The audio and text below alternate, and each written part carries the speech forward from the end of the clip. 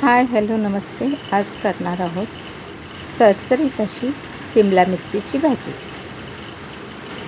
ही भाजी छान अशी चवदार लागणारी ही भाजी आहे. असे तुकडे केलेली सिमला मिरचीची भाजीही होते आणि भरूनही करता येते. वरून कोथिंबीर पेरली की खूपच छान लागते.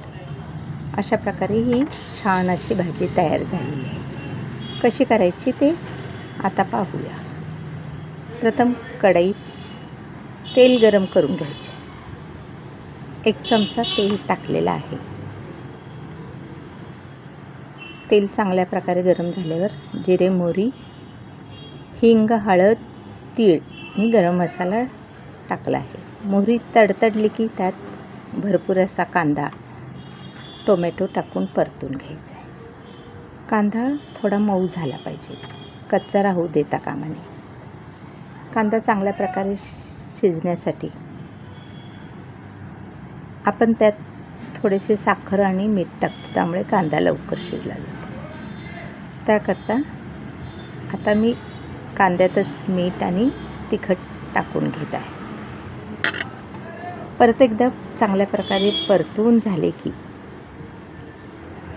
मी मिरचीचे तुकडे म्हणजे सिमला मिरचीचे तुकडे त्यात परतवणार आहे. हे तुकडे 4 ते 5 मिनटं परतून घ्यायचे. थोडी मऊ झाली पाहिजे. चांगल्या प्रकारे परतून घेतली की नाही मऊ होते. त्याकरता 4 ते 5 मिनटं परतून घेतली. अशा प्रकारे मऊ झालेली.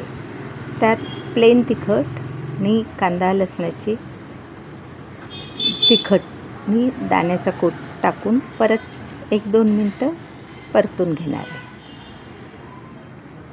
चांगल्या प्रकारे परतवल्यानंतर त्यात थोडेसे पाणी टाकायचे. मग त्यामुळे आणखीन थोडी वाफ आली की नाही भाजी खूप छान होते. झाकण लावून वाफ येऊ द्यायची. त्यावर झाकण ठेवून ही भाजी अशा प्रकारे तयार झाली मिरचीची भाजी.